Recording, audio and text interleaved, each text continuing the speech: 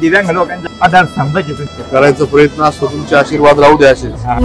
मनाशी जागव खचून जाऊ नको, येईल मुठीत तुझ्याही आभाळ माघार घेऊ नको. उगाच भयान वादळ वाऱ्याच्या पाऊल रोखू नको. साध घाली दिस उद्याचा नव्याने सार गजल कालची रे. देवा काळजी रे माझ्या देवा काळजी रे. देवा काळजी रे माझ्या देवा काळजी रे. आपण जशा पद्धतीने दैनंदिन जीवनामध्ये सगळ्या गोष्टींवर मात करून आपलं जीवन जगत असतात, तशाच पद्धतीने इथून पुढच्या काळामध्ये देखील कुठल्या प्रकारची जर मदत लागली तर मला हक्काने त्या ठिकाणी सांगावं.